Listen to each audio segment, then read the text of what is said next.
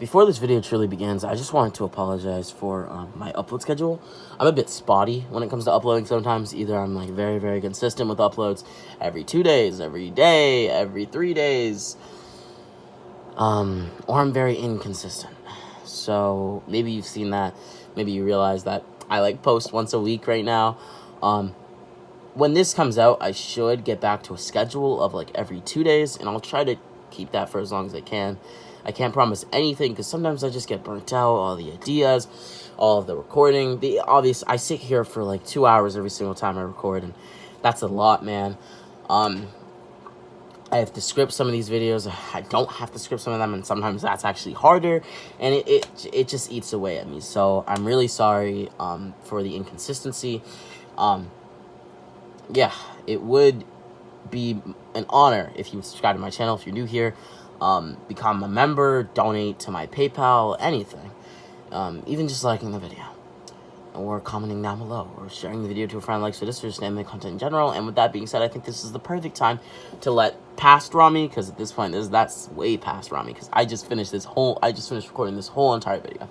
Anyways, yeah, past Rami can now be Rami X back in another video. I hope you guys all enjoyed today's video. Make sure to hit that like and subscribe button, as that would be, well, deeply appreciated. Comment down below your thoughts and feelings about the video. That was an awkwardly long pause. I'm very sorry about that, but it happens.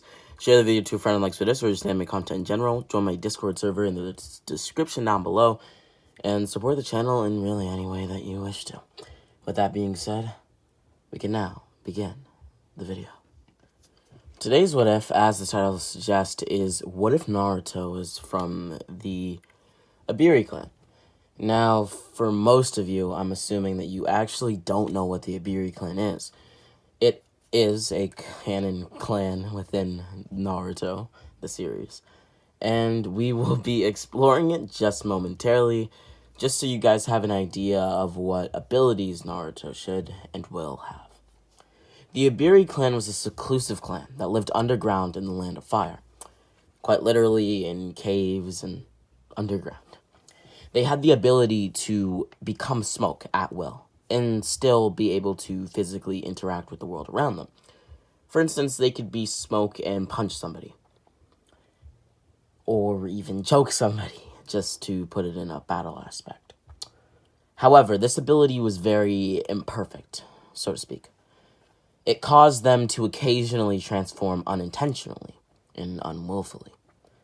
In their smoke form, they were very vulnerable to wind, as it caused them to disperse permanently and literally die. So that's why they live underground, because, well, if you're not underground, there is a lot of wind, and let's say you're unintentionally smoke for a little bit, that wind would just swoop and had a very high possibility of just killing you right there and then. With that being said, this caused most of the clan members not to have very long lives. This also forced them to live confined in caves or places where the wind was practically non-existent. Instead of tombstones to honor the dead, they would plant trees for their dead, believing that their deceased souls would watch over them. They were later found, the clan was later found, by Lord Orochimaru, or rather just Orochimaru, who used his curse seals to partially stabilize their ability.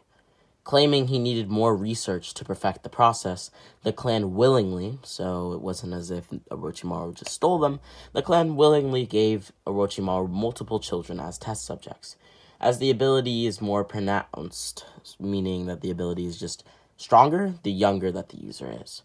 Ultimately, the entire clan, excluding one member, Yukimi Iburi, was killed off by Orochimaru in an attempt to find a blood source capable of bestowing him with this power. I guess that he believed that with their blood, he would be able to gain the ability for himself, and he wanted to know if, by killing them, he could gain the ability. With that being said, they appeared in episode 352 of Shippuden, and Iburi actually means to smoke. So Iburi is kind of like Smoke Clan, but not really. With that being said, I feel that is a good enough amount of information on the Iburi clan, and we can now get started with the video. So, Naruto Uzumaki. Naruto would be born at roughly the same time that he was in the canon, but his parents would be a little bit different. By that, I just mean tweaks to their character, so to speak. Naruto in this timeline is going to be half Iburi, meaning that Kushina Uzumaki is still his mother. Next is Minato. Minato will be full Iburi, although there is a tweak. So, most of the clan is actually possesses like black hair and brown hair, right? Minato is blonde, which means that this Minato is not going to look the same as, well, he did in the canon. He's going to have black hair, and that's that. With that being said, I think that's pretty simple. Now we have to get into where he's born. Naruto in this timeline is born in the Leaf Village, just like in canon, but there is a difference. I don't know if you guys heard me, but I spoke of how the Iburi clan lived under the Land of Fire in caves. There's going to be a cave that is under the Leaf Village. Obviously, Obito would not know about this cave because the Iburi clan is not very well known in the first place. And thus, Obito is never going to be able to basically kidnap Naruto for a little bit. Actually, Minato's fight with Obito is not going to happen until much later within the day. Naruto would be born inside of the Leaf Village and would quickly be rushed into one of the caves, as it was believed that, well, Naruto could randomly become smoke and die. So, well, it was crucial that Naruto did not die at this stage, and obviously any mother or father wouldn't want their child to die, so Naruto would immediately be rushed to the cave below the Leaf Village. And it was here where Naruto would cry, as babies do. With that, he did have a caretaker with him, his caretaker being Hiruzen's wife, or Lord Third's wife. With that being said, Naruto would be nurtured for a little bit, as Minato would go back up into the Leaf Village. It would be here that he would have his famous battle with Obito, disguised as kind of Madara, but not really at this point. That was just Minato's theory. With that being said, as far as the Nine Tails goes, and whether or not, well, it still escapes from Kushina's body, it would be here that it doesn't escape from Kushina's body, and that the Nine Tails is just resealed within her. Although, somehow, and it's not really going to be explained here, this is a little bit of a plot hole that I might get into later on in the video, but basically Obito is going to be able to undo the seal, causing the Nine Tails to now be let loose. Obviously, Uzumakis, especially full Uzumakis, can survive a little bit without their tail beast in them. Mito Uzumaki survived without her tail beast for several years, if not decades. With that being said, though, Kushina is not going to have a very long life, as she's also going to be injured beyond compare. With that being said, Naruto would be chosen to be the next Jinchuriki of the Nine Tails by Minato in a split-second decision that he did make with Kushina, believing that Naruto as the Nine Tails Jinchuriki would be their best option. He also believed that with, well, Kurama/the Kyuubi within Naruto, that his smoke-like ability may be able to have stability and permanence, and so he won't unintentionally become smoke. With that being said, they would later place the Nine Tails within Naruto, quickly bringing him up to the surface, with the help of Hiruzen's wife. With that, the Nine Tails would be sealed within a baby Naruto. With that, I am saying with that quite a lot, so I do apologize for any new viewers. Or old viewers, it might be a little bit annoying. With that being said, Naruto now was silent. And Obito at this point was gone. The Kyuubi had been replaced within Naruto. The fourth Hokage was now dead via the Reaper Death Seal. And the fourth Hokage's wife, Kushina Uzumaki, the former Jinchuriki of the Nine Tails, now also is dead. And with Hiruzen and several high-ranking officials, such as Kakashi, around a baby Naruto at this point, Obito did not make his move on a young Naruto. It would be then that, per law, Naruto would immediately be given to Minato's closest family member.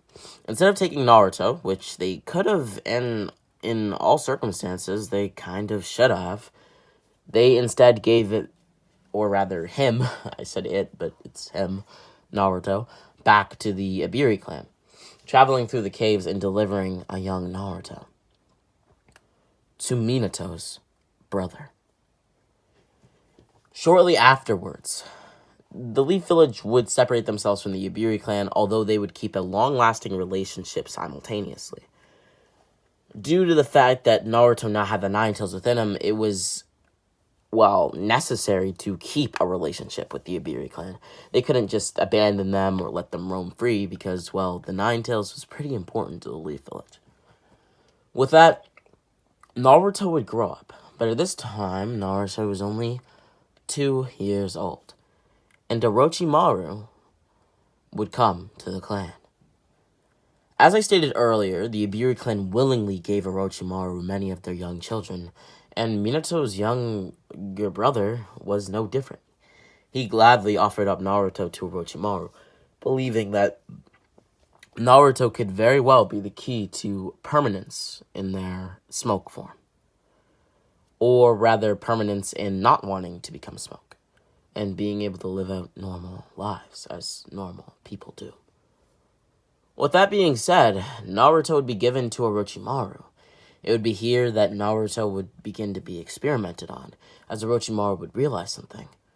That Naruto was the Jinchuriki of the Nine Tails. This caused Orochimaru to speed up his research, to speed up his work, and to try to find a cure for Naruto's smoke-like abilities as soon as possible. As well, Naruto quite literally possessed a Biju within him, so Naruto became very important to Orochimaru. And in the case that Naruto was to grow up strong and healthy, Naruto could even be a vessel in future for Orochimaru.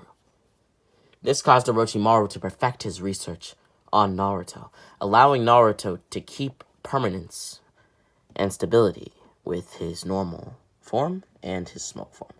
This meant that Naruto could now transform at will, and he would never have to transform unwillingly. It should be said that Orochimaru did not share this with the Iburi clan until 2 more years later, when Naruto reached the age of 4.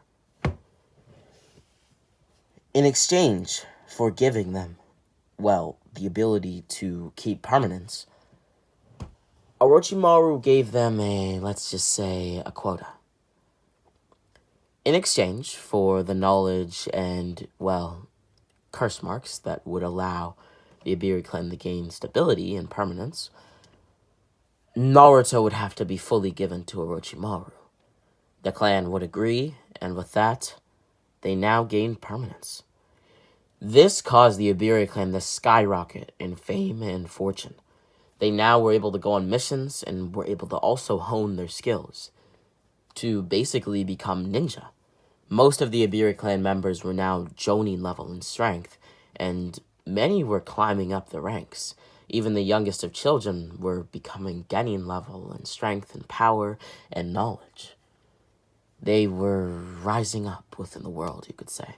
And they became known as a clan, a group of people that were actually mercenaries. The Iburi clan became known as a mercenary clan. Similar to how clans were back in the old days. So I'm talking Hashirama and Madara's times. With that being said, Naruto continued to grow up with Orochimaru. As Orochimaru would tweak Naruto's bodies in multiple ways, this also allowed Naruto to grow much faster. Naruto's first day outside of a test tube was on his 5th birthday. It would be here when Naruto would first experience breaths of air, true breaths of air.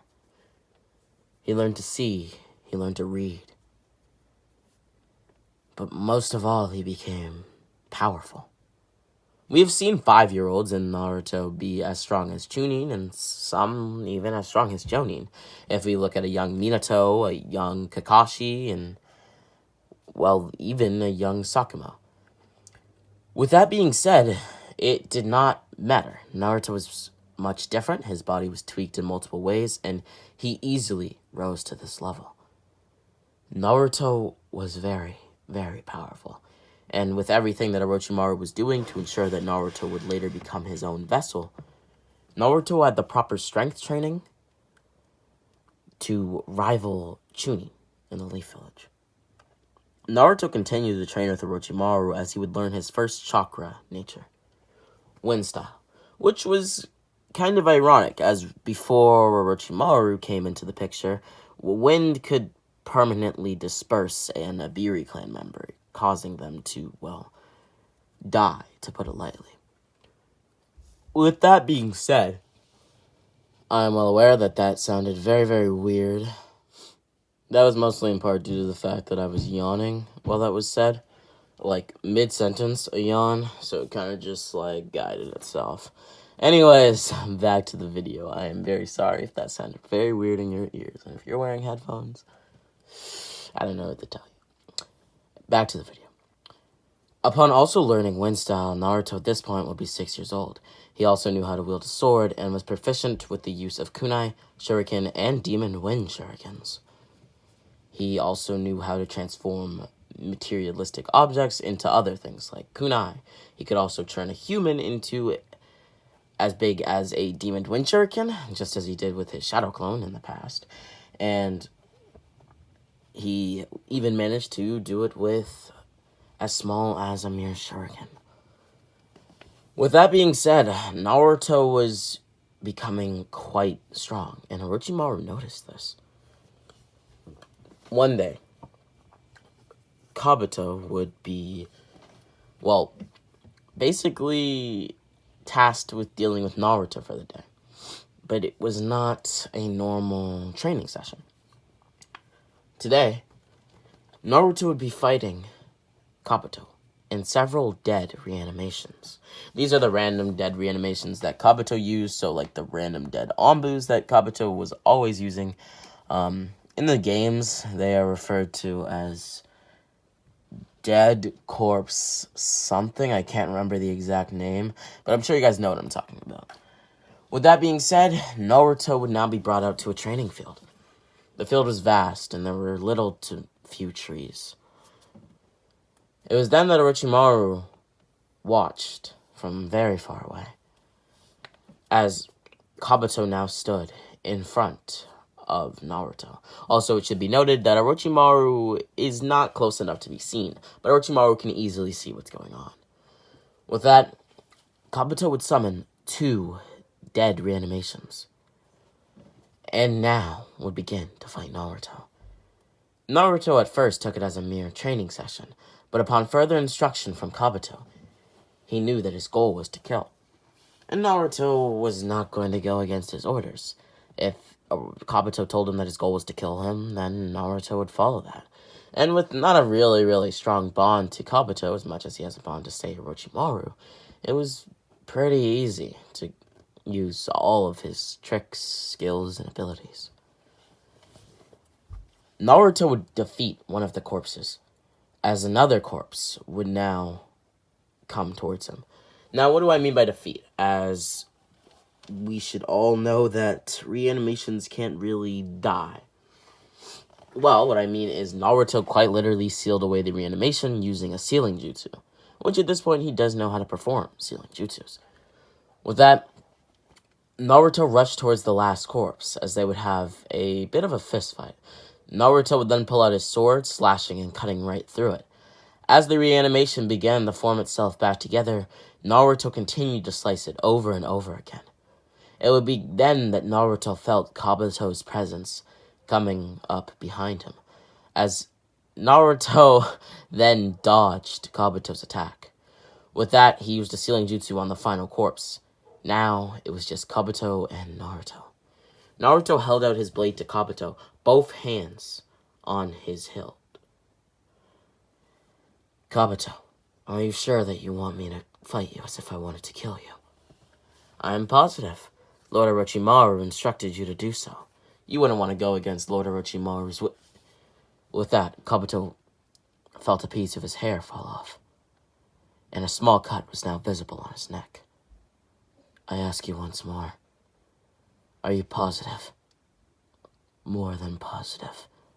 Kabuto rose his finger to his neck, feeling the blood drip down, and then looking at it in his hand. You truly are something else, Naruto Uzumaki. Huh? What do you mean, Uzumaki? I mean Iburi, get it right. And I look nothing like that red-haired girl who's also an Uzumaki.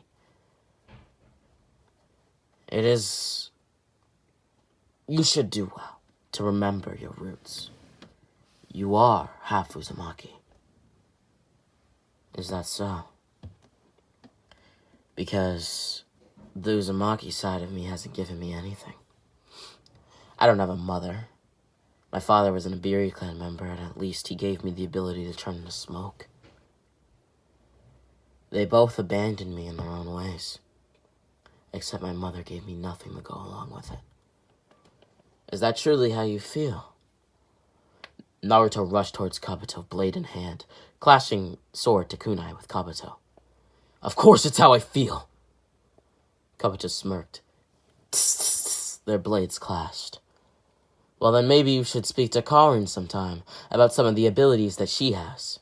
Many you may share, like, well, your healing factor, or maybe your immense amount of chakra.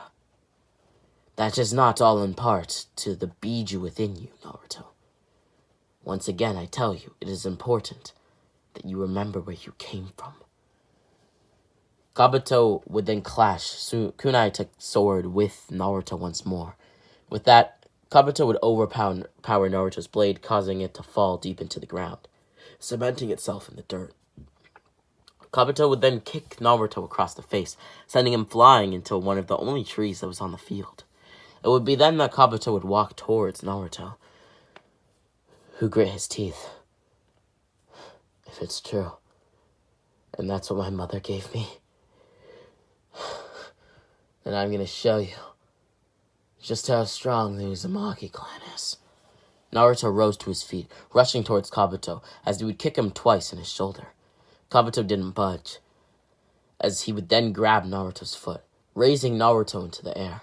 Naruto would flail his arms only for a moment, as he reached into a pouch that he kept behind his back, pulling out a kunai. As Kabuto flung Naruto down into the dirt, Naruto would slice a piece of Kabuto's hand, cutting into it, and drawing a jagged line with his kunai through Naruto's, I guess you could say, abilities. Naruto managed to do this. That sounded very, very weird. Through Naruto's abilities, he managed to cut a jagged line into Kabuto's arm. I think that sounds more accurate. With that being said, Naruto then sat in the ground, with dirt now piling up around him and smoke visible in every single direction of him. Naruto stood to his feet, dusting off his outfit.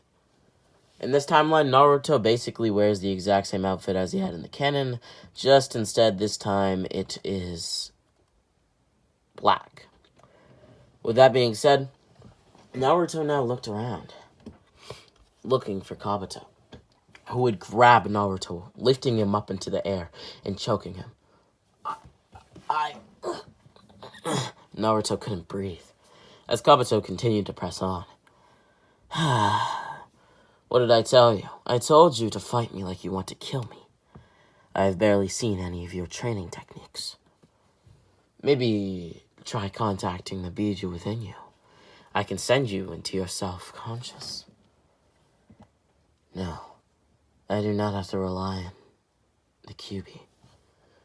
And we've barely ever talked, and even if the seal that is placed on me, it's too strong. His chakra would not easily be able to flow through me, and would only disrupt my own chakra course system. So it would disrupt your chakra network, and thus you do not wish for more chakra. You are quite the interesting individual, Naruto. Yeah, maybe you could say that. Naruto clenched his fist. What's wrong, Naruto? Have I hit a nerve? Or are you just ready to finally attack me? I think I'm ready to kill you. Naruto dispersed in the smoke. As Kabuto looked around him, watching Naruto in his smoke form, Naruto would then grit his teeth, although Kabuto couldn't see it, as he felt a deep rage within him. His smoke now turned into an orange-like color. To note, it is possible for Iburi clan members to have different colors of smoke. This is actually visible in one of the members to date. It is, I believe, the one that does have the ability to have a different color smoke is Yukimi, who possesses a pink-like smoke. Actually, it is Yukimi who possesses a pink-like smoke. With that being said, Naruto's smoke would now turn orange, spiraling around Kabuto, as Kabuto tried to hit, punch, and attack Naruto. This did nothing to Naruto, as Naruto attacked Kabuto, cutting into him with his blade, punching him, everything. Naruto practically abused Kabuto. It was there that Kabuto fell to his knees, with Naruto still spiraling around him. Naruto would then turn back into his permanent form, as he now held a blade to Kabuto's neck. You asked me to fight you as if I wanted to kill you. But if I wanted to kill somebody, I would use my smoke form. It seemed as soon as I did that, you were on your knees within seconds. Isn't that right, Kabuto? I'm 6 years old and you're what? Kabuto grunted and sighed in the same kind of way, as sweat trickled down his forehead.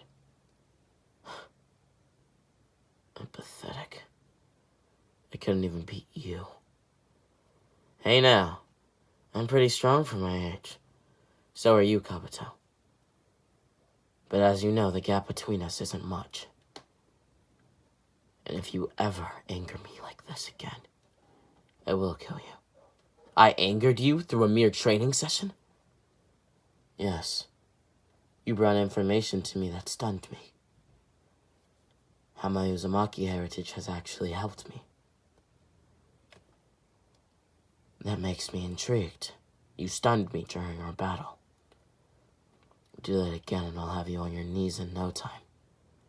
But next time, I will cut with the blade that I hold to your neck. Naruto would then pull his blade away from Kabuto's neck, as he would begin to walk off. As Naruto got out of Orochimaru's vision, Orochimaru would use the body flicker jutsu to quickly appear in front of Kabuto. Naruto's growing quite well, isn't he, Kabuto? You can say that again. He almost killed me. I know, I could see. It makes me yearn for the chance to obtain him as a vessel. There's one complication there, Lord Orochimaru. A complication that I wouldn't know of. What is it, Kabuto? Well, how exactly are you supposed to turn Naruto into a vessel as long as he possesses the Nine Tails? The Nine Tails could outright reject your body. On top of that, well, you might not be strong enough to hold such a thing within your body. You're right. That is a pressing matter.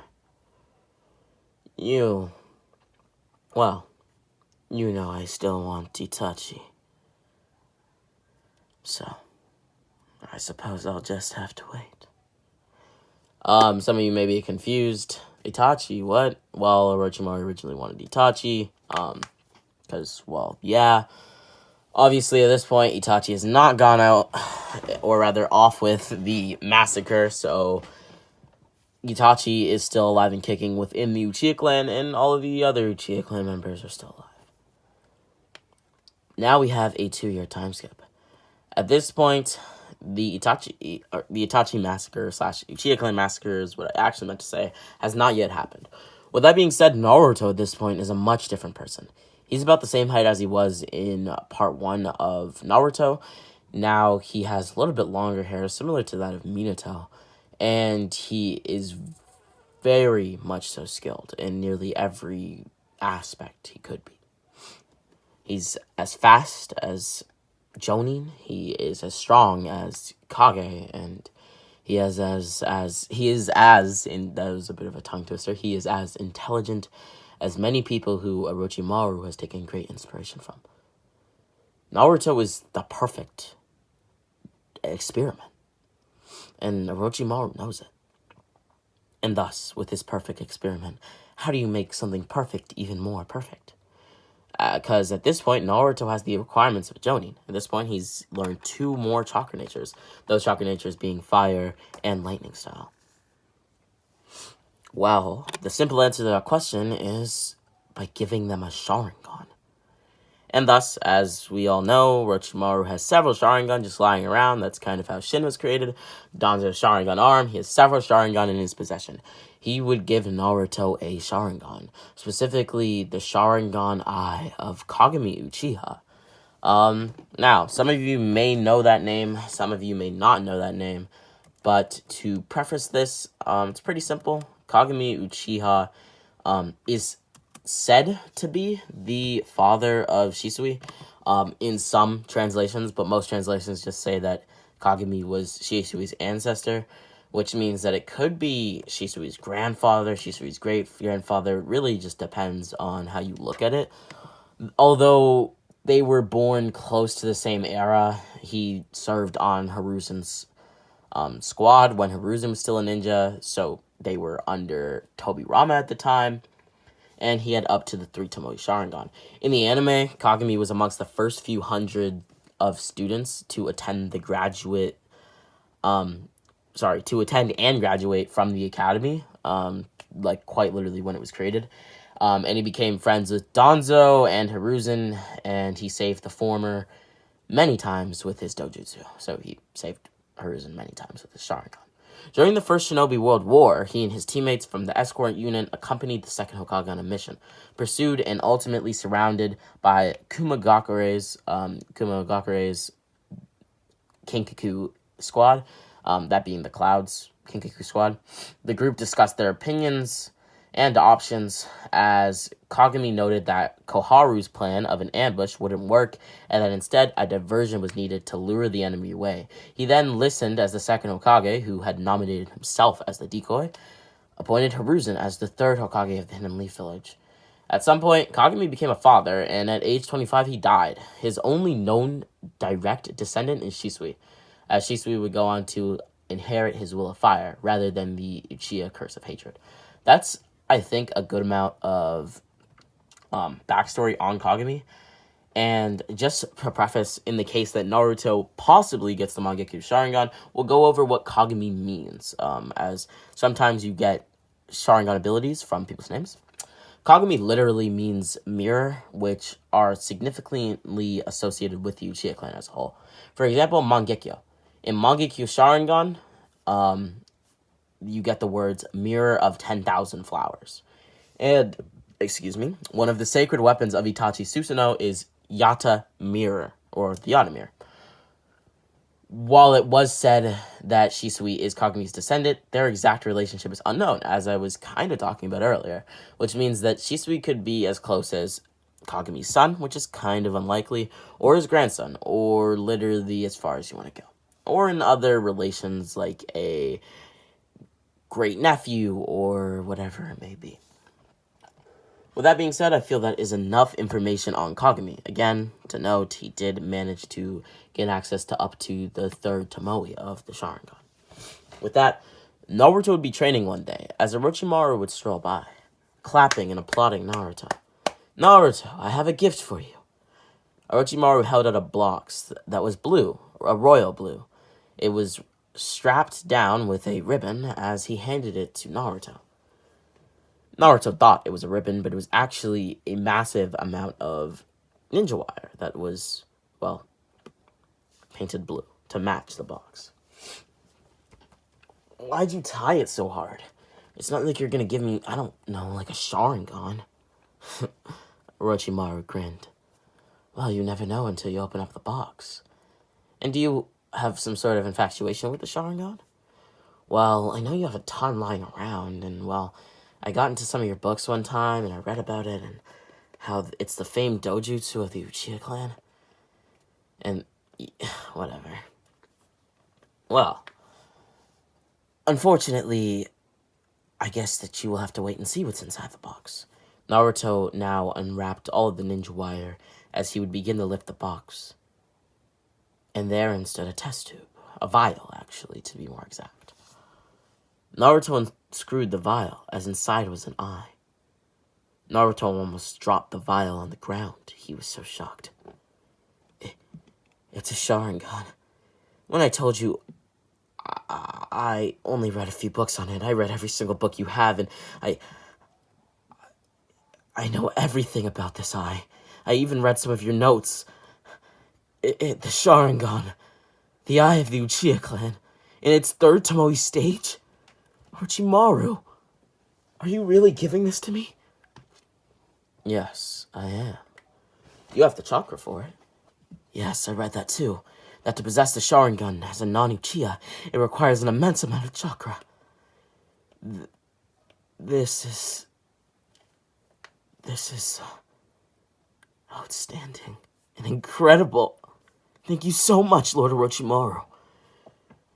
Naruto kneeled to the ground, bowing, as he would then raise his head, placing the eye into his own eye, using his own medical knowledge, his own medical jutsu knowledge at this point.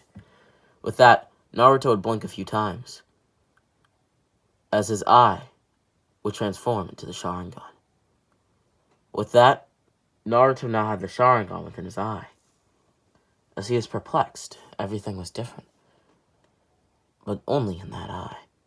Naruto wondered if he should change to both eyes, but he later decided against it.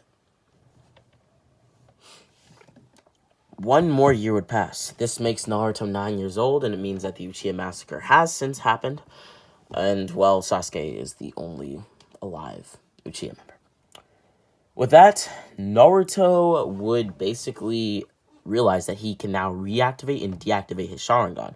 Using his knowledge of the Sharingan, he managed to do this. And now, this seems impossible, technically speaking. Although this is a what-if, so I could just pull it out of my, well, say behind. But I'm not going to. Instead, this is a what-if. And I am going to explain it. Due to the fact that Naruto is a reincarnation of Asura, Asura being the brother to Indra, we're going to have to make this work in some way, and this is the only way that I found works. And a second reason, but I will get into that later. With that being said, Naruto, due to the fact that he is a, well, reincarnation of Asura, and due to the fact that Asura is Indra's brother, his Sharingan would automatically be able to reactivate and deactivate. Although he didn't find this out until nearly a year later. With that being said, Naruto was very powerful at this point. And the second reason is now what we're going to get onto. The Iburi clan are very, very, very, very, very distantly related to the Uchiha clan. And this actually does make sense, as there are no Iburis with blonde hair or any hair that is not subject to the Uchiha clan, like black and brown. And so it makes perfect sense. With that being said, it is a bit of a stretch, of course. Now, Naruto specifically, he inherited more of those very far, distantly related Uchiha genes, managing for him to be able to reactivate and deactivate his Sharingan upon will. But again, he didn't figure this out until nearly a year later. At this time, Naruto would now implant himself with a second Sharingan, as he would now be able to have his blue eyes. Yes, in this timeline, Naruto does still have blue eyes. I didn't want to take that away from the character of Naruto for some reason. And Naruto also managed to have 2 Sharingan now, which he could reactivate and deactivate at any time. He grew to hone his Sharingan, mastering them as much as they could be mastered. It would be then that Kabuto and Orochimaru now discussed amongst each other what Naruto should do to improve himself. Naruto is not here on this conversation, obviously, or it might change, well, what happens. But they came across the best option, which was to place Naruto in a genjutsu, where the most important person in his life dies. Orochimaru. And thus, that would be their plan. Naruto would be training just like any other day, as Orochimaru would approach him, summoning a genjutsu. Naruto would then be inflicted with this genjutsu, falling into a deep haze. It would be here in this genjutsu that masked men, people with masks on, so these were Anbu in Naruto's eyes, came and raided the Uchiha hideout that they were in. This isn't the Uchiha hideout that, well, is in the Leaf Village. This is the Uchiha hideout that's outside of the Leaf Village, as there were actually many of these in the timeline of Naruto. Madara proclaimed this in, I can't remember the exact chapter, but he did make many Uchiha hideouts that were basically just to honor the Uchiha clan. With that being said, this is an abandoned one, of course, and at this point, it's not even an Uchiha hideout, it is Orochimaru's hideout. Anyways, they would be raided, and the Anbu would kill Kabuto, which resulted in Naruto trying to, well, kill all of them in his rage. Within this genjutsu, Naruto would kill several before being thrown to the ground. With his back now broken, Naruto had to watch as Orochimaru would be killed right before him, stabbed right in the chest, and then cut into his abdomen by one of the other Anbu. With that, Naruto would then watch as another would come behind Orochimaru, a coward's death, really, and, well, his head would be chopped clean off. It was then that Naruto's eyes would start to rapidly move in this genjutsu, but they also did this in real life, as they would transform into the Mangekyo Sharingan. Naruto then woke up from the genjutsu, tears flowing down his face. He would then stand, letting out a sigh. What happened? Please tell me that was just a dream. Orochimaru looked over at Naruto. Yes, that was just a dream. Orochimaru then embraced Naruto, hugging Naruto. This was something that Orochimaru really never did, but he understood the situation and that it was key to keep Naruto's emotions intact. As a perfect test, I guess you could say, test study or, well, experiment, Naruto's emotions had to be kept intact. A perfect experiment has emotions because, well, emotions strengthen you in ways that, well, allow Naruto to now have a Mangekyo Sharingan. Naruto's Mangekyo Sharingan looked very similar to Shisui's Mangekyo Sharingan. This Sharingan, basically allowed Naruto to now have 2 new Mangekyo abilities, which I will reveal shortly. But first, I should reveal about the Dojutsu, his Mangekyo Sharingan. Naruto, of course, like all of the other Uchiha, is one of the only people, or few people, that are actually able to awaken their Mangekyo Sharingan as, well, members of the Uchiha clan. Although Naruto at this point isn't really an Uchiha. The Uchiha clan is not really a part of his identity. He's Naruto Uzumaki and Naruto Iburi, not Naruto Uchiha. He's never going to be Naruto Uchiha. Not in this timeline, at least. With that being said, Naruto awakened his Mangekyo Sharingan upon watching his closest loved one at this time, being Orochimaru, die right in front of him. With that being said, Naruto's Sharingan is a 6-point pinwheel. So basically, to preface this, Shisui's Sharingan, if any of you know what that looks like, is a 4-point pinwheel Sharingan, with Naruto's being a 6-point pinwheel Sharingan. With that being said, of course, Naruto has 2 new Mangekyo Sharingan abilities, just like anybody else who obtains the eye. Those being, I will get to that in just a second. First, we're going to get to the Mangekyo Sharingan's meaning, which literally means kaleidoscope copy wheel, which is an advanced form of the Sharingan that has only been activated by a handful of Uchiha, as I mentioned earlier, which means that Naruto can now copy nearly any jutsu. If he was having troubles copying a jutsu before, he can now copy literally any jutsu. Not any jutsu because obviously it's select to Seikei Genkais and Kekemoras and all that stuff. With that being said, they have been noted to be the heavenly eyes that see the truth of all creation without obstruction. So Naruto can no longer be placed within genjutsus just like he was when Orochimaru placed him in one. A Mangekyo Sharingan, like any Mangekyo Sharingan, or rather Naruto's Mangekyo Sharingan, like any Mangekyo Sharingan, is distinguished from a normal Sharingan by its appearance, which changes the form of the Tomoe seal. While the exact design differs for each user, Naruto's is a 6-point pinwheel Sharingan. With that, the Mangekyo Sharingan, as we should all know, retains all of the Sharingan's generic abilities. In addition to that, the Mangekyo grants powerful abilities that differ between each eye, though abilities may be similar in nature.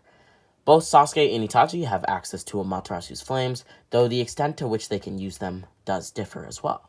The abilities of a Mangekyo Sharingan may not even be the same for both a single user's eyes, which is going to be the case for Naruto, in a way. I guess you guys will have to see exactly what I mean.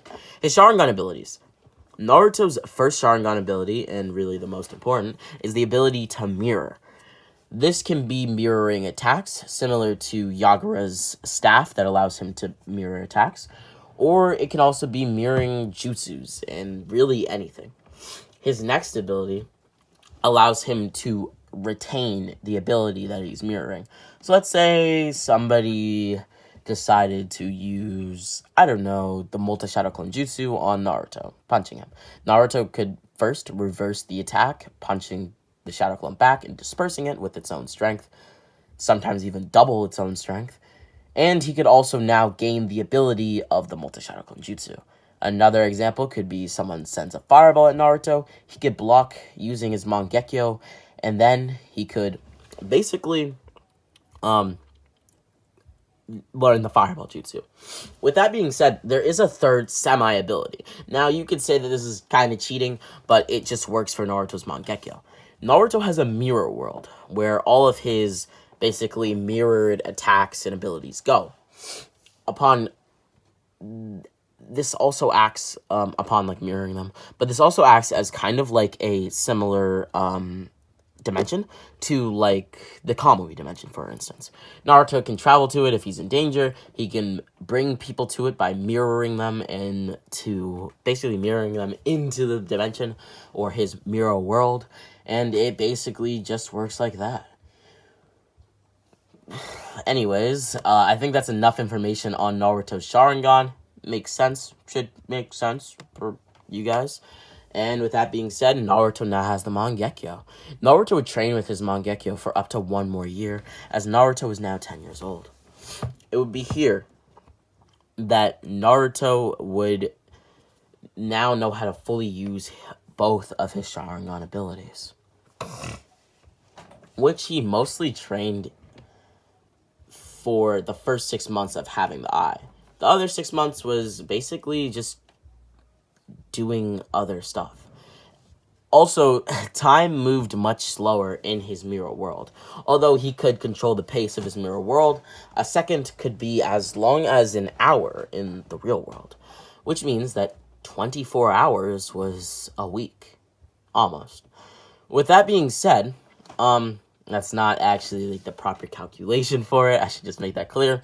But time moves a lot faster, nearly up to, well, an hour and a minute / a second is much different. That is a very, very big difference. So yeah, it's a lot of time. Whereas 1 literal hour could be as long as a week, Naruto could tweak it to whatever amount of time that he wishes. With that being said, Naruto was very skilled at tweaking the time in his mirror world, as making his body move slower individually meant that Naruto could train within the mirror world. It meant that all of his abilities were slowed, he could practice more, and it gave Naruto much more time to train. So in the course of 6 months in the mirror world, Naruto had already trained for nearly like a year? Just inside of the mirror world. And that was with obviously tweaking the time so that it wasn't like Naruto was training for 60 years. Obviously, that would get very, very boring for Naruto very, very, very quickly. With that being said, though, this kind of acts in a way to the hyperbolic time chamber, although the gravity in this dimension is not tweaked by as much. I don't know if you guys know what the hyperbolic time chamber is, but it is a concept from Dragon Ball, which we won't be getting into today because this isn't Naruto What If. On Naruto's 11th birthday, he would be gifted a special blade that was infused with Nine Tails chakra that Naruto had mended. Years ago, Naruto's chakra was borrowed by Orochimaru and was basically used to create this katana. This katana was mended using the Nine Tails' chakra and is thus very, very, very strong, to put it lightly. Some time passes, and Naruto is now selected for a very, very high-class mission, where Naruto would have to obtain something for Orochimaru. And by something, it's not much of a something, it's more of a someone. And if you guessed, never mind. Ha ha ha. I did that on purpose. Because I guess you will just have to wait and see until... Just kidding. Sasuke Uchiha. Naruto's mission is to retrieve Sasuke Uchiha. But, obviously, just coming to Sasuke with a wager would get Naruto outed as, say, a spy of some sort. And Naruto would be kicked out of the village if he was to pretend to be a genin, for instance, right? So, instead, Naruto would, in a way, have to kidnap Sasuke. But it was choosing the right moment to do so, when no eyes were watching. He also could not leave any collateral damage, meaning that he could kill nobody that got in his way. He had to deal with them through other means. With that being said, Naruto understood his mission, but he wondered how would he pretend to be a member of Konohagakure. Orochimaru would explain it to him. You see, Naruto, all you will have to do is, well, be yourself. Huh? You were born in Konohagakure as the son of the fourth Hokage of the Hidden Leaf Village. Naruto couldn't help himself but, well, to drop his jaw as he quickly closed it before Orochimaru could see. Naruto now thought many things within his head, as Orochimaru would leave Naruto with his thoughts to ponder. I'm the son of the fourth Hokage? Who is my mother, then? What? This is all so interesting. Naruto would come back to Orochimaru nearly 20 minutes later, as he would tell Orochimaru that, well, it sounds great, and that he will become a genin in the Leaf Village whenever Orochimaru tells him to. Naruto would continue his training as per usual, as he would learn two new things. First, how to use the summoning jutsu, and obviously, well, how to create one, as his summoning would be a snake. With that, Naruto also began to learn what would be known as Snake Sage Mode. With that, Naruto tried to mix his Sage Chakra with the Nine Tails, but the Nine Tails did not let that happen, disabling Naruto's Sage Chakra, which was a bit of a hurdle that Naruto had to learn and, well, go over. With that being said, Naruto continues to, well, get stronger. Over and over again, he basically gains power and strength, as one more year would pass from when he was gifted his katana for his 11th birthday. With that, Naruto is now 12 years old, and Orochimaru would instruct Naruto to go to the Hidden Leaf Village and become a genin. The academy was just finishing rolling out, and if Naruto was able to complete the exam was able to complete everything the academy had within one day, then he could become a genin. Quite easily, too.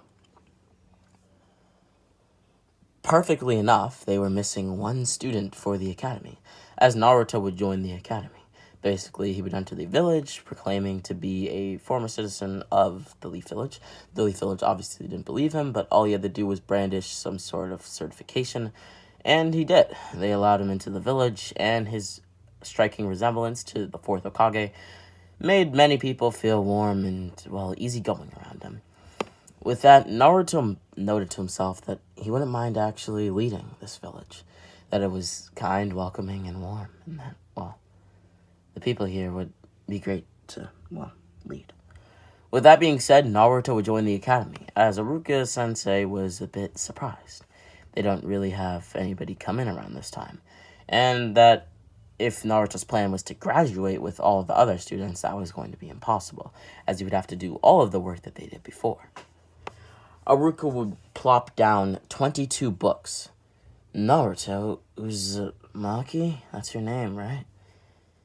Or Iburi. You can call me whatever. Did you just say Iburi? Like the clan that resides under the Leaf Village? The clan of mercenaries?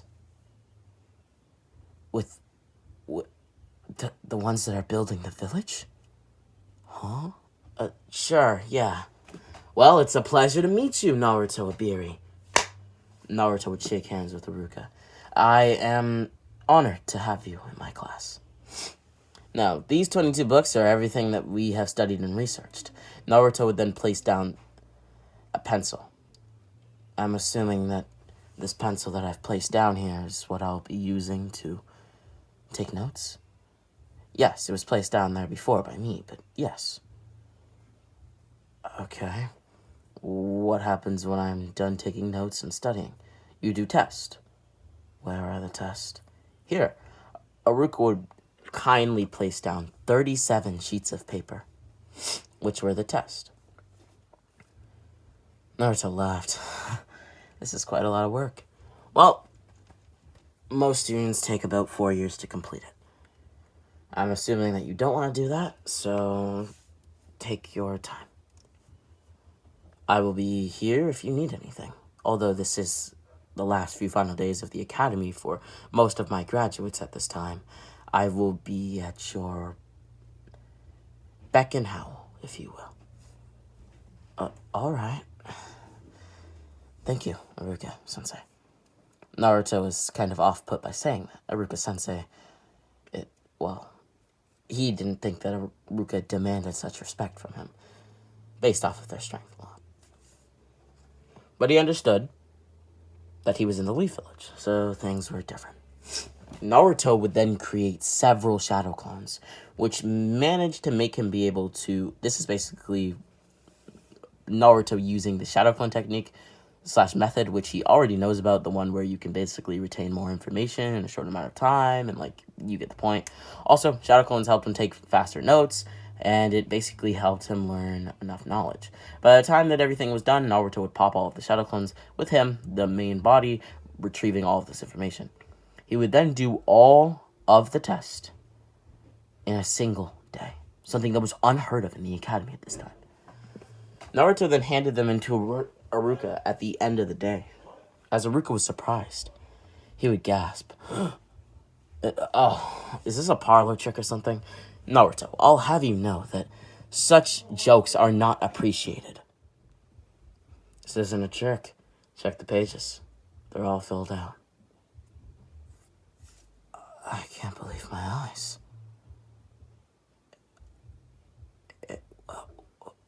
Well, you are an Iburi. It makes sense, but... Oh. Now, some of you may be wondering where this massive tale of the Iburi came out of nowhere from. I explained early on that they started to become like a mercenary clan and began to make names for each other and themselves and their clan as a whole. They now have a clan that's underground and a clan that's up top.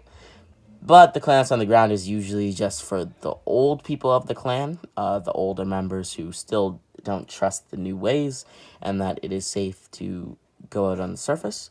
Although they have been on the surface several times using the curse seals that Orochimaru provided them. With that being said, Naruto's clan, the Iburi clan, had even started to make their own village at this point, which was very, very close by to the Leaf Village. It was practically in the middle of the sand and the leaf, but it was a little bit closer, and by little I mean a lot closer, to the Leaf Village. This clan had surged in popularity, and that's how Aruka knew about it. Also, with many of their younger members, they were prodigies. Nearly every young member of the Iburi clan was, well, a prodigy.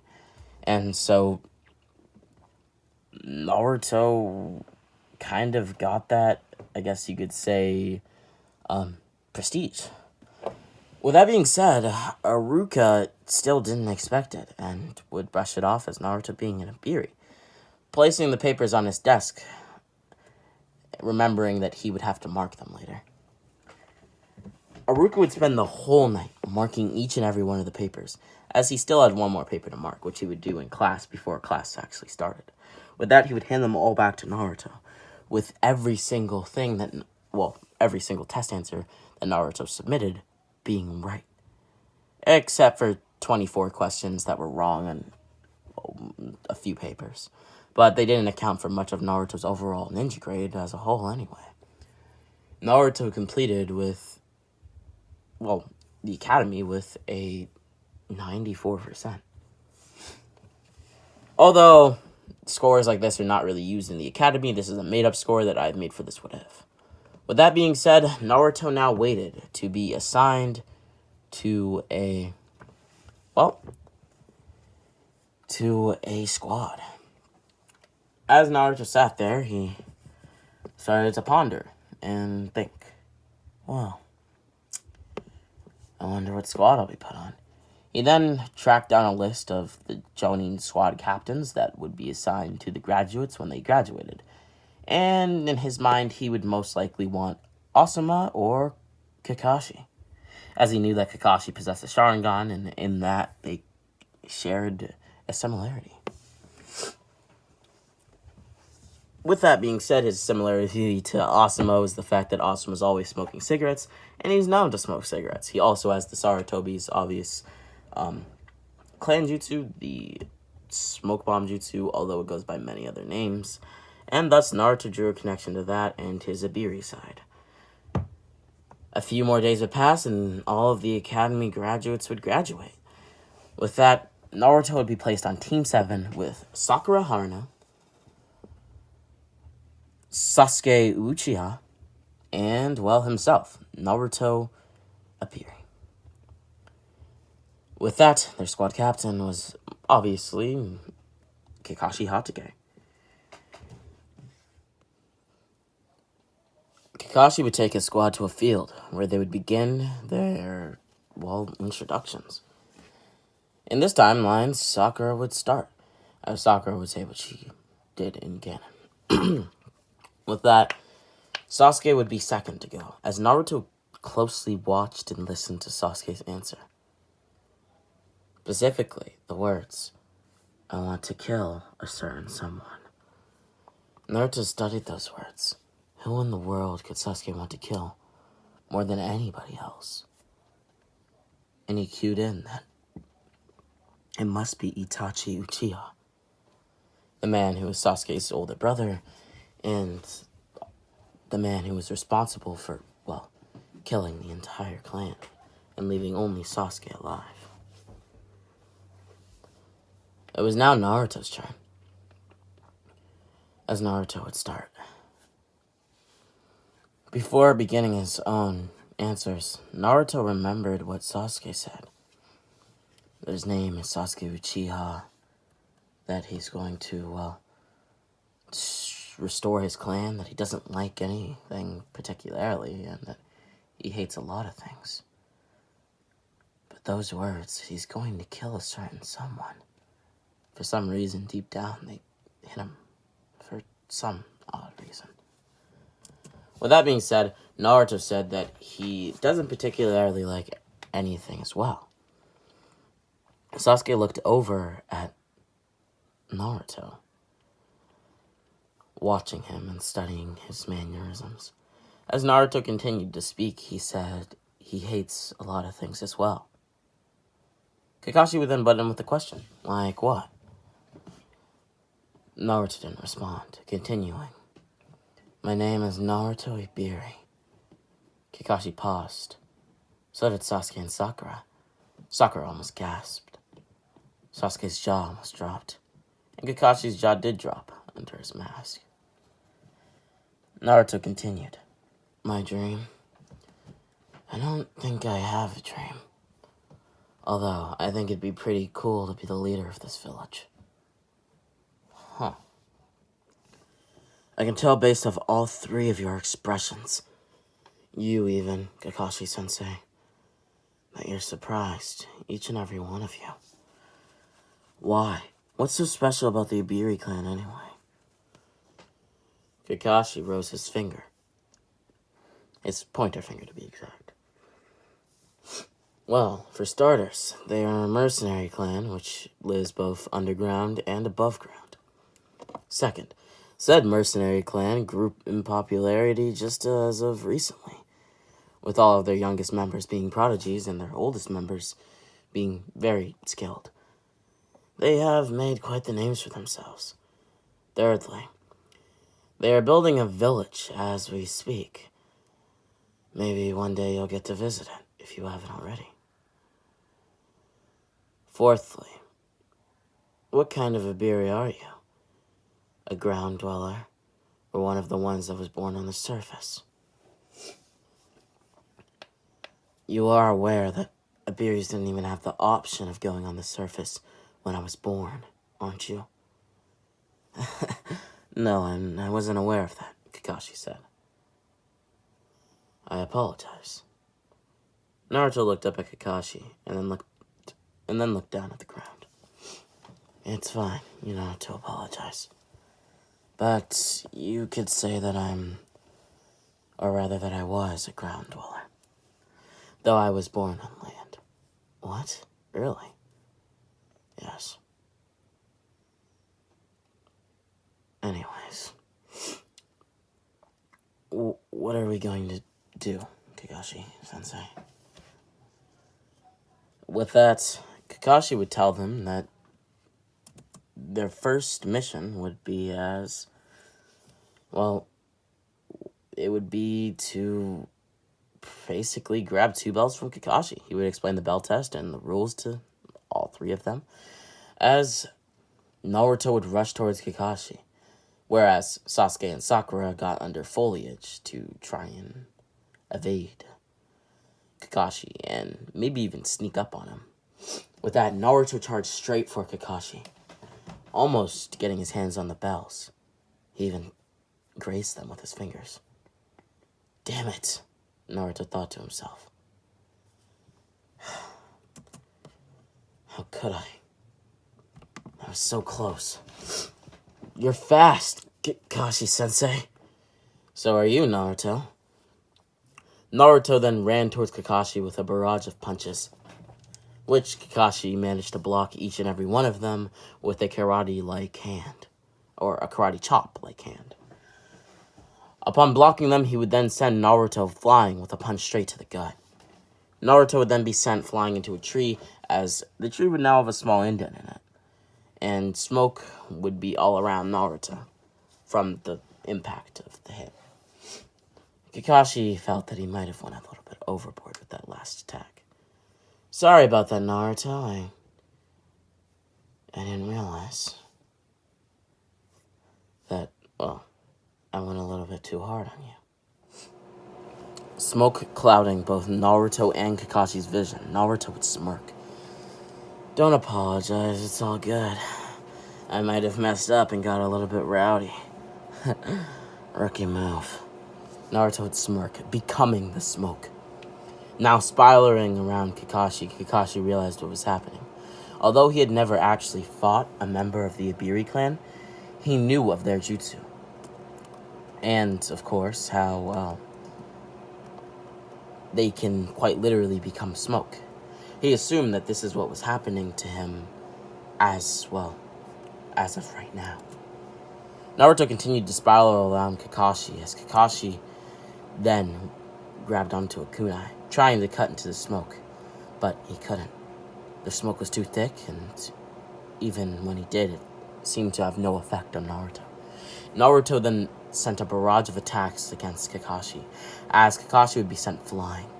Over and over again, Naruto would surround and then attack, or just come over to Kakashi and then attack him. It would be then that Naruto would grab the bells right off of Kakashi's side, breaking them apart and throwing one of them over to Sakura and Sasuke. With that, Naruto would tell Sakura and Sasuke to try and attack, Kakashi, as they would, failing, as Kakashi was still too fast for them. It'd be then that Naruto would use his full speed in his smoke form to attack Kakashi, as Kakashi would now fall to the ground. Naruto would then rematerialize. That is the Kekkei Genkai of the Iburi clan. Well, I've now witnessed it firsthand, and boy, is it strong. It's no joke. The Iburi clan is one of the strongest clans in the Land of Fire. Now then, Kakashi, I got the bells. What now? Well, I guess now you pass. And nobody would be tied to a tree stump because, everybody technically participated, and there was, in a way, teamwork. Via Naruto telling them to attack Kakashi, they were working together to attack Kakashi. And there is their synergy, their teamwork that Kakashi was trying to bring out of them. So there's no need for the tree stump. With that, Naruto would go home, and now that is the thing. Home. Where is home? What is home? Naruto lives in a pretty big house near the outskirts of the Leaf Village. With that, it is very modest and accommodates all of Naruto's needs. And outside of it is a very big training field where Naruto spends most of his days after, being out as a genin, training. With that being said, one day Sasuke would be walking close to the outskirts of the Leaf Village and would spot Naruto. After a long day of D-rank missions, he was surprised that, Naruto was here, of all places, training. And when Uto displayed his abilities, Sasuke was only in awe. Naruto then spotted Sasuke watching, as Naruto would increase his level of training, his speed at which he did it. With that being said, Naruto didn't even realize that his Sharingan had been activated, as he continued to, train with himself. With that, he would run and move at speeds that Naruto hadn't even remembered that he could move at, as he had been pretending to be a genin for a really long time. Sasuke noticed that in Naruto's eyes was a red hinge, a red glow. Using his own 1 and 2 Tomoe Sharingan, he studied it and realized that Naruto had the Sharingan. But he couldn't believe it. He couldn't believe his eyes. And he wasn't just going to ask Naruto. So he had to catch him in the act of using it. With that, Sasuke continued to watch Naruto until Naruto slipped back into his house and enjoyed himself a lovely night. With that, Sasuke went home, and his emotions were wild, all over the place even. He didn't understand. How could Naruto Iburi have the Uchiha Sharingan, and in both eyes? One eye, that made sense. Sasuke knew that somebody could get an implant Sharingan from, say, a close friend, or that you could even steal the Sharingan if you really wanted to. But Naruto had 2, let alone 1, which made no sense to a young Sasuke. The next morning, at this point, they have been doing enough D-rank missions to where they finally have a C-rank mission to the Land of Waves. And just like in the original timeline, they would go out to the Land of Waves. Upon the Demon Brothers coming, Naruto had already dispersed of them much sooner, using his capable sensing jutsu to kill them on the spot. With that, they kept walking towards the Land of Waves, as Naruto felt a bad vibe coming off of Tazuna, like there was more to the story than just building a bridge. Anyways, upon getting there, Naruto set up some equipment to basically start building the bridge. He would then create multiple shadow clones, about 100. I know, I said multiple, but 100, yes. With that being said, they would all begin to work on the bridge as Zabuza and Haku would appear. It would be here that Zabuza would begin to deal with Kakashi as, well, Kakashi would be put into the small water prison. With that, Naruto and Sasuke, as well as Sakura, were now tasked with defeating Haku and Zabuza. Although Tazuna was just being protected by Sakura, so it was really just Sasuke and Naruto for this task. With that, Naruto would rush towards Zabuza, trying to free Kakashi, although it was to no avail. Zabuza merely threatened Kakashi's life whenever Naruto got too close to actually overwhelming him. With that, they eventually decided that it would be a good time to leave and that they could regroup at a later date. With that, a few more days would pass, and now the second encounter with Zabuza and Haku. Kakashi would now have his hands full with Zabuza, as Sasuke and Naruto would be trapped in the ice mirrors. Sasuke would then be hit with several Senbon, about 18 in count. On his last legs, Naruto would also be pumped full of Senbon, with about 30 in count, as he had taken many of the Senbon that were flying towards Sasuke and into himself. With that, Naruto was very, very weak at this point, as Sasuke would practically sacrifice his life for Naruto, jumping in the way of a Senbon that Haku was about to throw. He watched Naruto's eyes closely to see if Naruto had the Sharingan, but he saw nothing. Until the moment that he was hit with the Senbon, and he fell to the ground. Naruto now stood over Sasuke, telling Sasuke that he'd avenge his death. With the red glowing eyes of the Sharingan, Sasuke pointed at his eyes. With his fingers shaking as he pointed, he spoke a few words. Your eyes, Naruto. That's the Uchiha's Sharingan.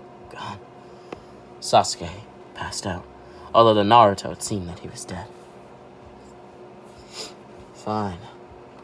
Have it your way, Naruto said to himself under his breath, talking to Haku, not Sasuke. You know,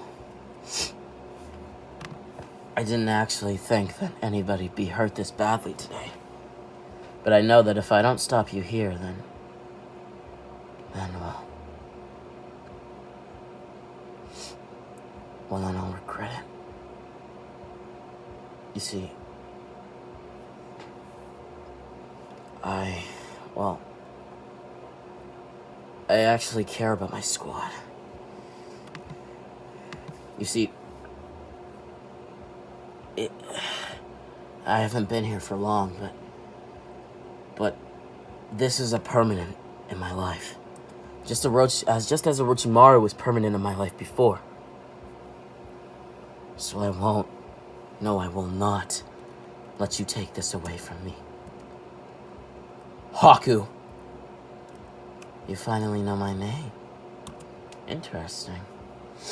Well, I heard about 2 mercenaries. And obviously the guy out there is Zabuza Momochi. Anybody could tell just by looking at him. But nobody really knows of Haku, his subordinate. I do. I had to research you. A person I was associated with wanted to find you. Basically, by this is saying that Orochimaru wanted to find Zabuza and Haku for whatever reason. With that being said, Naruto continued. Anyways, I know all about your jutsus, and I will not be defeated by them. Naruto then pulled out 4 kunai for each of his fingers, except for his thumb, of course. With that, he turned into smoke, as Haku would gasp, "An Iburi clan member, no!" Naruto's smoke would then encapsulate the whole ice mirror dome. At least you know what clan I'm from. Mr. Yuki. Naruto's kunai would be sent flying into each piece of the ice mirrors at high speeds, enough to hit Haku, although they only left mere scratches on the dome. With that, Naruto would begin to create shadow clones, which would also become smoke. They would all then attack the ice mirrors in tandem.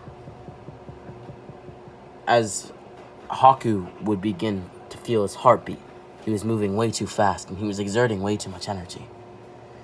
Damn it. How How is this possible? Just die already, Haku. Naruto continued to attack Haku from within the ice mirrors. As it would be then that Naruto would realize that all the Senbon in him really took its toll on him. And, well, the smoke would clear. And he would materialize, with all of his shadow clones basically popping in turn. With that being said, Naruto now looked around as he fell on his knees. The ice mirrors began to melt as Haku was now, well, on the ground. With that being said, Naruto felt some sort of spiritual awakening in his life at that point, as if a great sign was coming towards his way. With that being said, he fell on his knees and then right on his stomach. Kakashi would later finish off with Zabuza with a passed out Haku unable to block Zabuza's, well, Chidori through him, as Haku would be still knocked down. With that, Kakashi would wake Naruto and Sasuke up, as Sasuke would still be alive. Naruto would be woken up as he forgot much of what happened, but remembered that he had, well, almost killed Haku. With that, Naruto continued to walk forward. Naruto didn't know what to do. He had no idea what to do with Haku. What should he do with Haku? What could he do with Haku? With that being said, Naruto continued to think many things as he smirked. Well, at least today I didn't lose anything. At least today everybody made it. Naruto said this to himself under his breath as he smirked, smiling. With that, Naruto stood up as he then walked towards Kakashi and a passed out Sasuke. But this time only passed out because he was sleeping. Thanks, Kakashi. You dealt with Zabuza, while you dealt with Haku and saved Sasuke's life. So I suppose the thanks is reciprocated. No problem, Kakashi. They would then make their way back to the Land of Waves village, where they would expect a bigger payment from Tazuna. As far as what happens with Haku, well, Haku would bury Zabuza's body, and would also leave his body with his sword, deciding to carry out Zabuza's dream of trying to enact revenge on Yagura. With that being said, it's unclear where that led him. With that being said, they demanded higher payment from Tazuna, although Tazuna didn't have enough. All the villagers in the village would pitch in, as the amount would suffice for Kakashi. They would then return back to the Hidden Leaf village, where they would give an in-depth report to the third Hokage on what happened. The third Hokage would congratulate Sakura, Sasuke, and Naruto, as well as Kakashi, in taking on such a high-risk mission. With that being said, Naruto would fall asleep that night with a smile on his face. He was happy. With that, a few more weeks would pass, and the Chunin exams would be right around the corner. Naruto would practice for the Chunin exams, but more specifically the exam, as he knew that nobody in the Chunin exams would be as strong as him. With that, Naruto realized that, well, he could train, and so Jiraiya was his mentor, and he would be taught the summoning jutsu, although he already knew how to use the summoning jutsu, and so he got it quite literally on his first attempt. But this time he's trying to summon a toad, not a snake, meaning that Naruto is about to have a toad summoning in Gamabunta, which he would obtain. With that being said, Naruto, with so much time on his hands, would begin to learn the Rasengan from Jiraiya, who would watch as Naruto quickly nearly perfected it, using an imperfect Rasengan on Jiraiya during some training. Jiraiya was quite surprised with Naruto's progress, and even congratulated him, telling Naruto that none of his students had been able to do such a thing. It would be here that Naruto would be believed by Jiraiya to be the child of prophecy. With that, Naruto would then prepare himself for the Chunin exams, as the Chunin exams would take place a week exactly from when Naruto mastered the Rasengan. The Chunin exams that they were writing the written exam was pretty easy for Naruto, as in this timeline, when Lee challenges Sasuke to a duel, Naruto challenges Lee to a duel instead, asking if they can both fight him. Sasuke is quickly taken care of by Lee, as Naruto actually defeats Lee with a single punch. Lee rushed towards Naruto as Naruto dodged, jumping up into the air. Lee then rushed up, building up chakra in his feet. Well, not really chakra, but strength, as he used chakra. So what I mean by using chakra is just him using the gates. He was in the first gate of opening. With that, he rushed up, rushing towards Naruto. Naruto then looked down on Lee, activating the Sharingan, which surprised Lee for only a moment. With that, even with some stun, Lee was ready to attack Naruto, raising his foot. Naruto would then slowly move out of the way, sending a punch straight in to Lee. Lee would then fall to the ground. Lee gasped for breath, as the wind was knocked right out of him. Naruto then quickly fell down to the ground, and not as in fell to his knees. Fell down to the ground as in he just was in the air and he fell down to the ground, landing on his 2 feet. That was quite the waste of my time, Lee. Anyways, Sasuke, get up. Sasuke at this point was passed out, so Naruto would put him on his back, walking away with Sakura right next to him. With that being said, the actual tuning exams. As for the actual tuning exams, Kiba is beaten without a problem. So that is a big change here. And Naruto is still going to have his fight with Neji. And that's the only thing that is going to have a change here.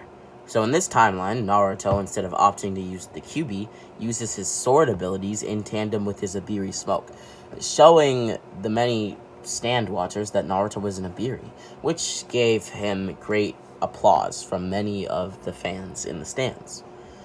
With that being said, Naruto defeated Neji with ease, as Neji would be shown that destiny doesn't decide everything, and that destiny may not even exist. With that, as far as Gaara and Sasuke goes, it's nearly the exact same, except for when Gaara leaves, Naruto is the one to follow him, way before a squad is even formed. So the initial squad is still formed, just without Naruto, and Naruto was already out after Gaara.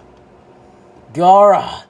Gaara turned back to look, half transformed into a one-tailed Jinchuriki already, as he kept looking forward with Kankuro and Temari at his side. Eventually, Shino would catch up with Kankuro, as they would have their little fight. It would be then that Temari would be stopped by Shikamaru, who would have a fight with Temari. It is then that Naruto continues to keep forward, rushing towards Gaara. Now, surrounded by trees, Gaara and Naruto would begin battle.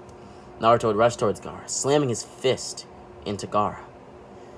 It would be here that he would create 700 shadow clones to massively barrage attack Gaara, with his only option being to transform into the Shukaku. Gaara would do so. Now as the Shukaku, Naruto's shadow clones meant really nothing, as it would be here that he would use his summoning jutsu for the first time in battle, summoning Gamabunta, who would, well, let's just say, put some heavy weight on, well, Shukaku. Defeating Shukaku, Gaara's body fell through the sky, as Naruto would desummon Gamabunta, creating a huge amount of smoke. A spume of smoke, to be exact. With that, Naruto would fly down to the ground. Not literally fly, but he was almost flying in a way, as he would catch Gaara, slamming him down into the ground. Now, Gaara, I have to talk to you. What could we possibly talk about? You and I are similar in a way. No, we're not. You don't have a burden like I do. You mean the tailed beast? Of course I mean the Shukaku. No, I have the Kyuubi. A much greater force. Those circles around your eyes, the dark shadows, are those from your tailed beast tormenting you? not allowing you to sleep. If I told you, would it change anything? Yes, actually. It would change everything. Is that so? Yes, that is so. Alright then. Yes. The circle is around my eyes. I cannot sleep at night. The Shukaku terrorizes me whenever I do. And I risk being taken over by the Shukaku. Huh. I see. Well, Gaara. Naruto would then use Takano Jutsu on Gaara to basically make Gaara a good person, just like he had in the canon. This time, switching a bit of his words, says this isn't the original Naruto from the canon, and he hasn't been bullied by the villagers his whole life. Now, Gaara, I will leave you with a seal. I'm going to place a seal on you that will limit Shukaku. This will allow you to actually be able to have a relationship with Shukaku. And whenever you choose to sleep, you'll be just fine. Are you sure? Naruto would say more than sure, slamming his hand into Gaara's stomach.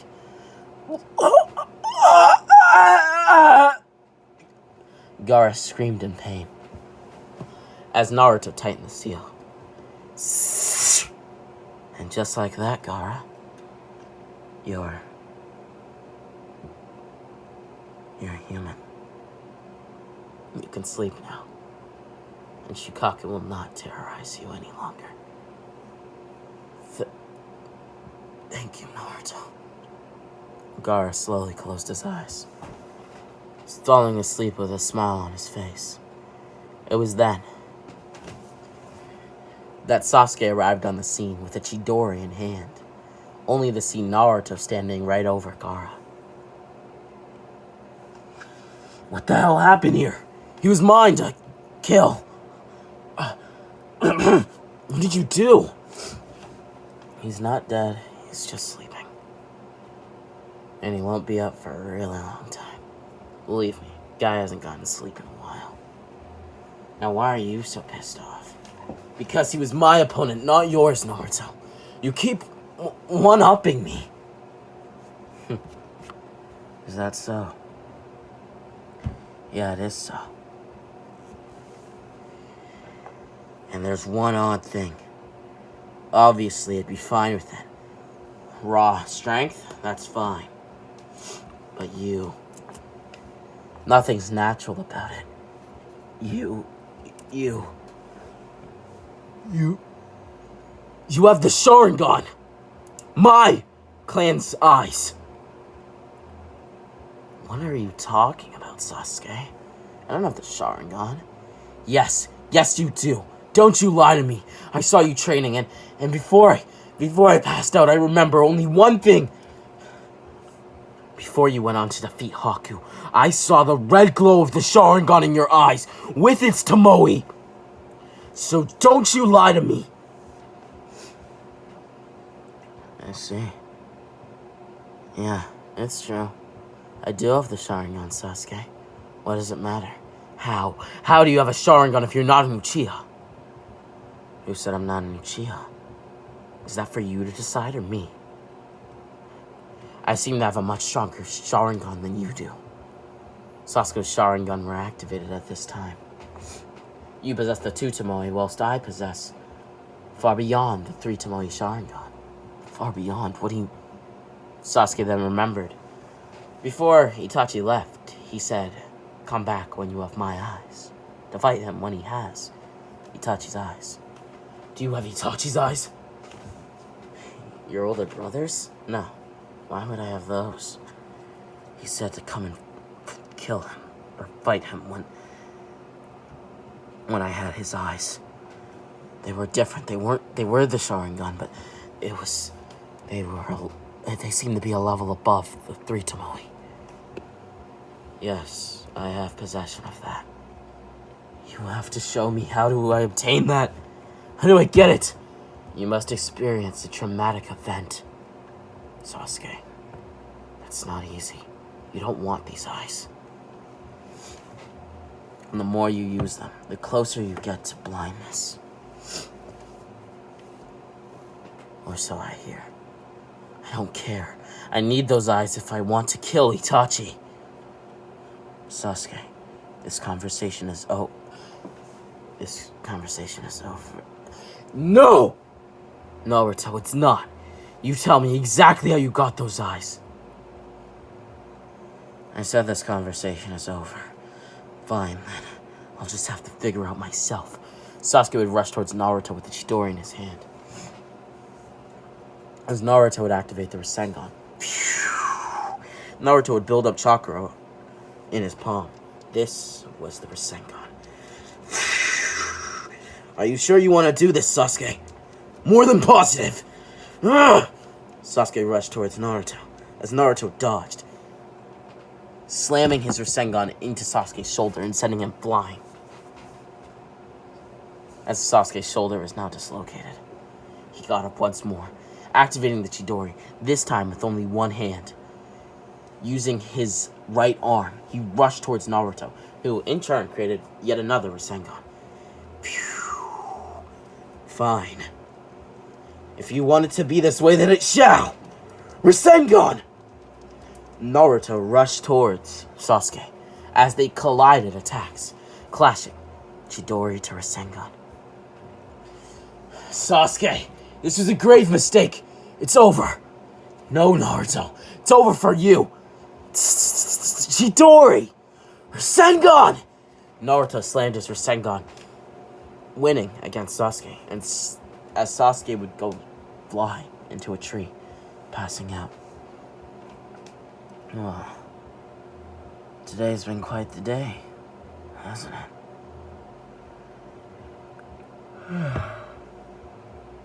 I suppose that it's time that I get back to the Leaf Village. Naruto would then slowly walk to the Leaf Village, taking Sasuke with him, as he would drop Sasuke off at a hospital. With that, the sound and sand invasion, would also be dealt with. Naruto would then go to sleep later that day, with yet another smile on his face. Although he thought back on what happened in the day, and he didn't know why he was smiling. There was really no reason for it. But he realized that for some reason he actually liked being a ninja. The next day, Sasuke showed up at Naruto's house, asking Naruto to train him. Naruto would say that in order to get stronger, he would have to go to Lord Orochimaru. This Lord Orochimaru, who is he? Sasuke said to himself. You know, the third Hokage just died. On a day like this, you should show some more compassion. Whatever. You didn't even know him. I knew him well enough to respect him. Whatever.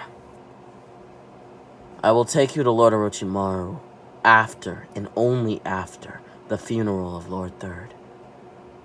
Got it. Yeah, I understand. The funeral would then take place, and shortly afterwards, Naruto would travel with Sasuke to Lord Orochimaru. Orochimaru would ask if Sasuke came willingly, as Naruto would nod. Yes, he seeks power that he does not have. He wants to be as strong as I am. It would be here that 4 years would pass of no sighting of Sasuke or Naruto. 4 years. 4 entire years had passed, and now we look at Sasuke and Naruto, whose abilities have been completely maxed out. Both are much stronger than when they first came to Orochimaru.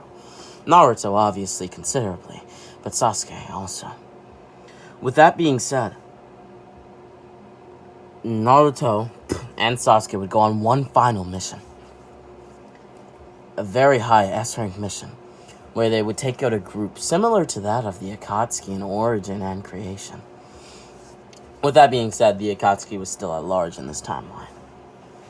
With that, they would attack the group, but upon fighting for nearly an hour now, with multiple S-rank ninja, 18 S-rank ninja to be more exact, Sasuke and Naruto were tired, and somehow, Naruto transformed into a smoke.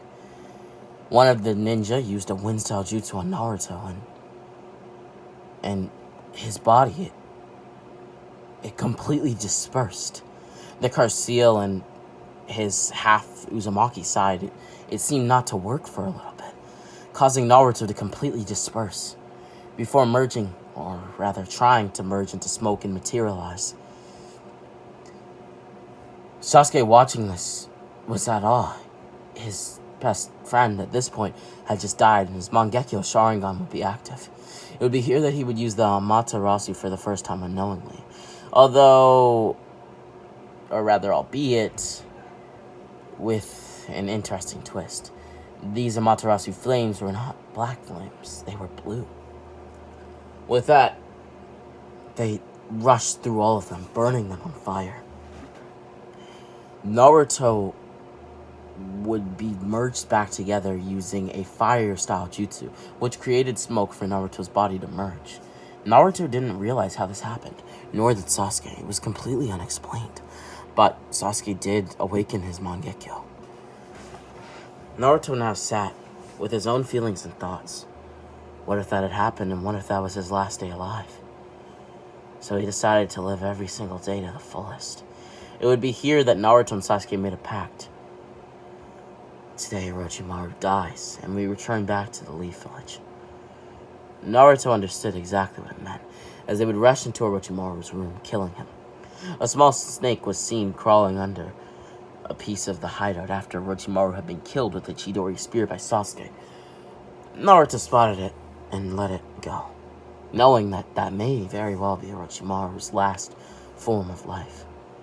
Kabuto would be too scared of Sasuke and Naruto to even react, wishing only to further Orochimaru's research as a memento of his former master. With that, Naruto and Sasuke would return to the Leaf Village, but before returning to the Leaf Village, they would return to the Iburi clan village, the village hidden in smoke. Otherwise known as Kumarigakure, the village hidden in the smoke. With that being said, they stayed in an inn there as Naruto visited his uncle, the one that gave him up to Orochimaru, telling him that Orochimaru had since been killed. His uncle was in awe. How could you kill the man that let us free? Naruto would smirk. They planned to use my best friend's body as a vessel, and no doubt he thought about using me as one too. If Sasuke's body was to fail, he would quickly jump to mine. You could say that we were protecting our own skin. Anyways, I just wanted to let you know. I popped in to say hi. I'm returning back to the Leaf Village. Your father would be proud of the young man you've become, Naruto. Don't ever forget that you are an Iburi, but that you are also an Uzumaki. Naruto later left, remembering that Karin Uzumaki existed. It would be then that he would free Karin, Suigetsu, and Jugo from the hideouts, letting them roam as they decided to. With that being said, Sasuke decided that he and Naruto would be the ones to kill Itachi, as the last people with any relation to the Uchiha clan. It was their right, their birthright, in a way. With that being said, they returned to the Leaf Village, and upon doing so, they were greeted with multiple mixed emotions and reactions. Sakura was in tears, and many others only had surprised expressions on their faces. Even Kakashi was a little bit teary-eyed when seeing them both after so long. With that being said, he had just assumed that they had maybe even died. So seeing them here was very, very brightening for him, you could say. Not knowing if they had died or not, he did not cry himself to sleep at nights. With that being said, immediately they would have to save Gaara, as Naruto and Sasuke would quickly arrive on the scene, killing Deidara right there and then, before he could even use his suicide bomb. With that, they made sure to take note of, quote-unquote, the Akatsuki, whatever that meant, and whatever it was. With that, they saved Gaara, as Gaara would not be dead or die at all in this timeline. Now, some things that are going to change. So, at this point, Naruto and Sasuke would now start hunting the Akatsuki, and they would kill nearly every single one of them, except for Kisame and Itachi, as well as Obito and Pain. With that, they now had to battle Kisame and Itachi. Naruto would deal with Kisame as Sasuke dealt with Itachi. Itachi now understood that Sasuke was strong enough, as he would reveal everything to Sasuke, using the Infinite Tsukiyomi. Upon exiting the Infinite Tsukiyomi, Sasuke was only shocked at everything that he had just learned, as Itachi would place his eyes into Sasuke's. Sasuke now had the Eternal Mangekyo Sharingan, and Kakashi at this point had, well, let's just say a bit of a change. I know, I switched to Kakashi very quickly without any perspective, but I promise I will switch back to Sasuke right now. Sasuke now had the Eternal Mangekyo Sharingan, and Itachi now had no eyes at all. With that being said, Naruto would then help Sasuke with, well, Kisame, because at this point, Naruto had left for a little bit to let Kisame just do his own thing, and then he returned back to the battle, as this time he and Sasuke would be working together instead of, well, one by one, if that makes sense. With that being said, Naruto had now killed Kisame, and next on their list was Pain. Working together with a blind Itachi, a Mangekyo Sharingan Sasuke, and a Mangekyo Sharingan Naruto, who has his mirror world, his mirror abilities, they would absolutely annihilate Pain and his sixth pass. Tracking the source down to Nagato, Naruto managed to basically talk no Jutsu Nagato into giving the Rinnegan to him. Naruto would take one of the Rinnegan, putting the other one in a safe place. With that, they would leave onto Madara Uchiha, the final member of the Akatsuki, who wouldn't go down without a fight. This time, Naruto had nearly the entire Leaf Village's greatest and best at his side. People like Kakashi, Asuma, Might Guy, Kurenai, and many others were at his side at this time. Even Jiraiya and Tsunade were there, although Tsunade was quite drunk. With that, using their combined efforts, and this Obito only having his Kamui, in tandem with, well, Kakashi using his Mangekyo Sharingan to basically Kamui Obito, there was a weakness in Obito. He could be hit, and they all took advantage of that. Although it could put a lot of strain on Kakashi. With that being said, with no Akatsuki, and with the Indra and Asura's reincarnation so close as they are in this timeline, Zetsu has to wait until the next set of Indra and Asura reincarnations until he can, well, of course, enact his own revenge, if that's what you want to call it. With that being said, Madara is never born. The Fourth Great Ninja War never happens. And working together with the Iburi and Leaf Village, they create peace between each other, and eventually Naruto, through training under Jiraiya, would become the 5th Hokage of the Hidden Leaf Village. Now, some of you may be wondering, the 5th Hokage? Why didn't the Leaf Village just get a Hokage while Karuzuma's dead? Well, they did have a Hokage, a stand-in Hokage, Jiraiya. But in this timeline, they actually have a official Hokage in Naruto.